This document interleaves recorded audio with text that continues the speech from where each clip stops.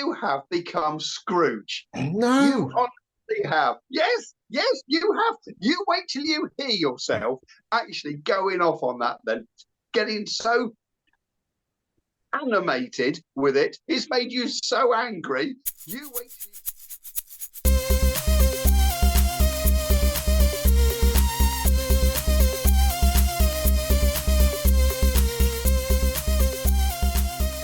Hello, good afternoon. My name's Jason. I'm part one of the Highwayman. Hello, everybody, and I am part two. I'm Steve. Nice to see you. And today we're going to be talking about Christmas.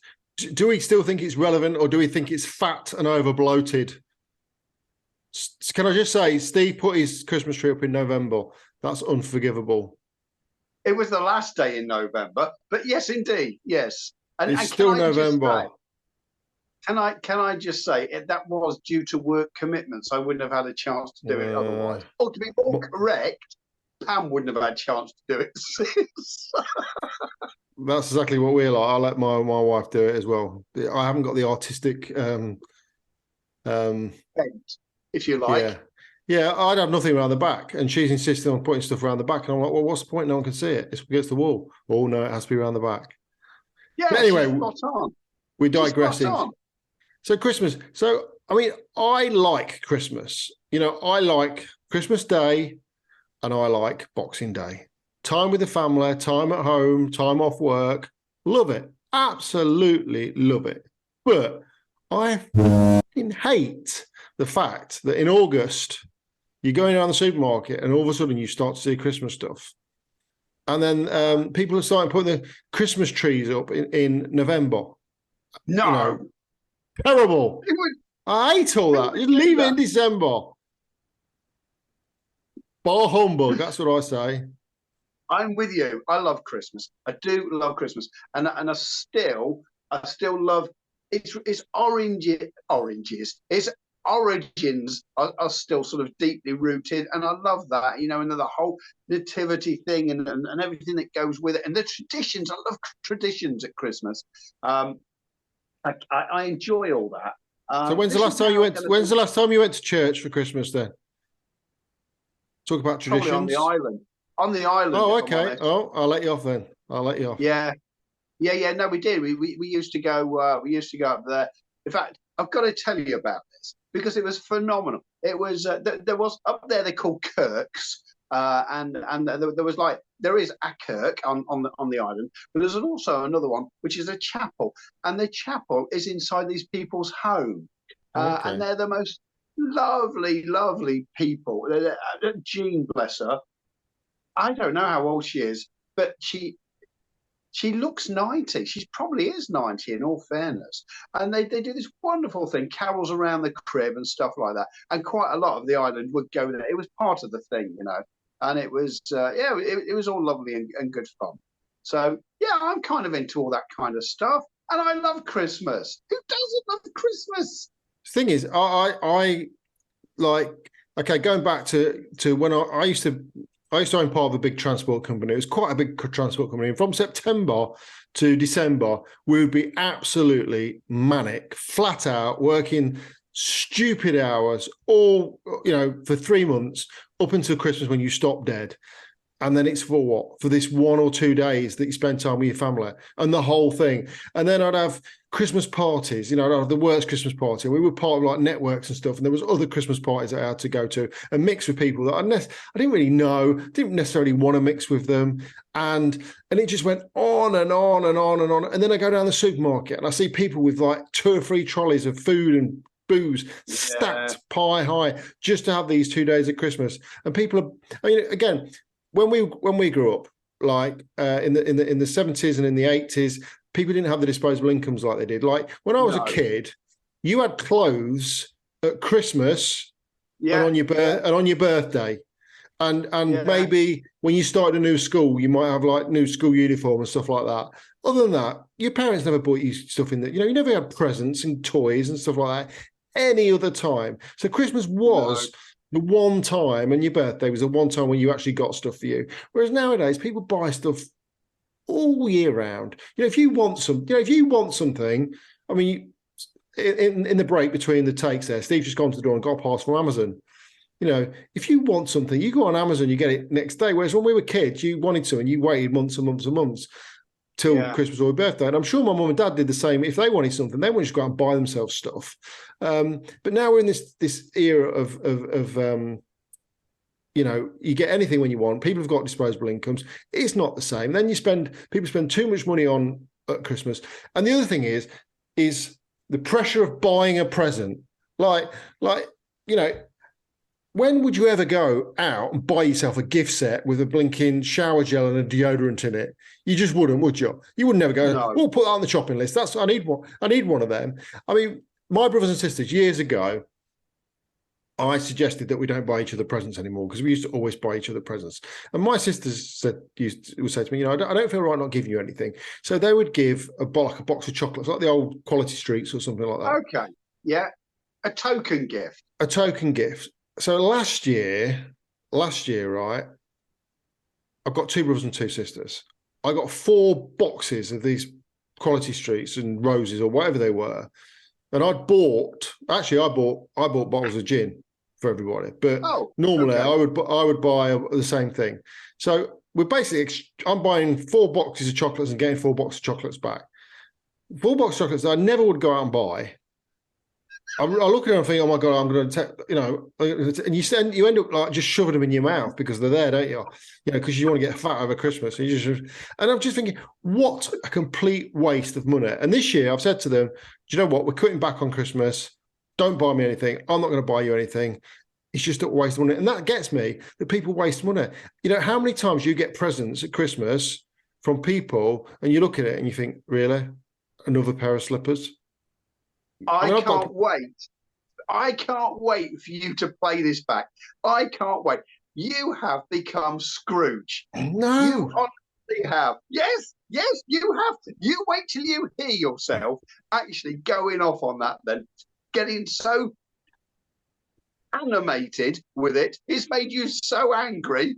You wait till you hear that back and you'll chuckle. And you will chuckle. I've said it in my I've said it in my head so many times before this week. I'd be very grateful for 4 boxes of chocolate because you're missing the point. The point of the matter is you're giving something and somebody cares enough about you to give you something. No, they don't because you're giving them pressure to go, oh, I've got to go out and buy Steve something now. Fucking hell, I'm going to get some socks. I don't know what to get him. Oh, I'm going to get Steve and get him some socks. Whereas, you know, if I could go out any time of the year, if I went out tomorrow and it wasn't Christmas, let's say I went out tomorrow and I saw, I don't know, a little model VW van that's just the same as your VW van, I could buy that. I think, do you know what? I'm going to buy that for Steve just because I've seen it, because I know he'll like it, and I'll give it him as a present, and he'll really appreciate that. It doesn't have to be Christmas. But the problem is we get to this time of year, and then all of a sudden you've got to buy people for stuff that you know can go out and buy stuff any time of year and buy whatever they need. So it's not like you need new socks or a new tie or new slippers, because if you wanted them, you'd have bought them. I'm desperate for a pair of socks. I'll get you some. Yeah, you need some new pants. Those only ones are just not going to fly anymore. But you know, how many? But if you need stuff, you buy it. And this is the difference between what Christmas was and what Christmas is, because we all buy stuff that we want, and we get it next day with Amazon or wherever we're buying it from. I've got to tell you, it's not Christmas that's changed, Jake. It's not. Yes, obviously the marketing people and businesses out there have turned it to their advantage. Of course they have. That's marketing. But it's not. What has changed is the way that we are able to conduct our lives, if you like. Yeah. And yet you were spot on about when you said when we were kids, we only got presents. We did. And also, if you remember, there really wasn't that many in the way of supermarkets as we know supermarkets now. There was Woolco's. We did a thing on Woolco, but we had the little corner shops, and they shut for Christmas as well. Occasionally, you get one that would open up for a couple of hours on Boxing Day or something. But then the Indians came in the 70s, and they were always open. You could always guarantee to get your batteries on Christmas morning from the Indian shops because they were always open. That is true. That is absolutely true. But also, you're quite right with Amazon and all the other bits and pieces. And then I'm going to go back to the island because we're not talking very long ago here, by the way. We moved back from the island in 2019. And because you can't get things next day up there. And if you do order something from Amazon, you can bet your sweet arse it's going to be at least 10 to 14 days if you get to see it at all, because it Right. doesn't always make its way up there. So we would have a trip to the Big Island, and there Right. was a toy shop on the Big Island, and so we would go over there just before Christmas to go and have a look to see what Santa might bring. Do you know what I mean? And gauge an idea. And every kid on all of the islands was there, converged on this thing. It was a brilliant thing.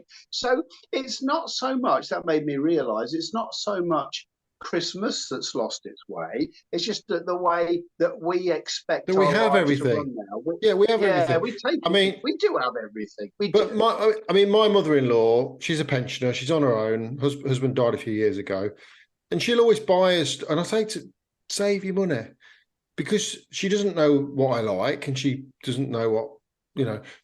And often she'll buy stuff, and it's kind of like not the stuff I'd go out and buy. You know, I'm trying to be polite No, now. I understand. And I'd think to myself, you know, she's got pressure to buy stuff because it's Christmas, whereas realistically, I would rather her save her money.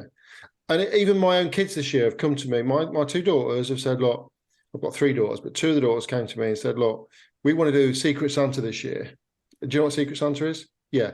So yeah, where you give a gift to somebody who doesn't even know that you're doing it. So basically, what we're doing is, and you know, they want to do it because they want to save money, and I'm quite happy to do it with them. And what you do, you have a list of things, and you, like, we've done a £50 value. So a £50 is a nice gift, and we've all done a list of the things that we want, a few ideas up to that value, and one person buys that gift for one person. So rather than buy everybody a gift, you only buy one person a gift, but it's from all of you. And I just think it's such a better idea, because you know what, you buy somebody something that they want, and you're not all kind of, and it's not out of control. People aren't spending massive amounts of money. So the idea of Christmas is still there, but it's not just out of control, spending loads of money just for the sake of spending money and buying people stuff for people that don't want it, you know, because you have to, because it's Christmas. And that's my problem with Christmas. I mean, Easter's a lot easier. I wish Christmas was like Easter. You know, you think about it the week before, and then you give somebody an egg or whatever, and it's just easy and simple and done. As I say, I'm not against Christmas. I'm against this massive run-up, this pressure on people to spend money that they haven't got, and the waste. And it's so, you know, we talk about climate change and all the rest of it because we're buying and buying and buying and buying, and it's wasteful. It is so wasteful. The food that we waste, you know, I would imagine spending lots of money on food. Then we're all moaning that we're all obese and overweight, and everyone's joining the gym in January because they've got to be slimmer than they are. So it's wasteful. Well, I would imagine that the gyms are hoping that will happen because they've had a massive fall off, haven't they, in subscriptions. Yep. But you know what, I've got to say, I wonder if it will be the same this year, Jay. I wonder, because most people are feeling the pinch, and I don't think it's going to be quite as excessive as it normally is. And you know what, for us, for the first year ever, Pammy's working this year. Right. So my wife's a chef, incidentally, and she works in I don't know what you call it. It's like a village.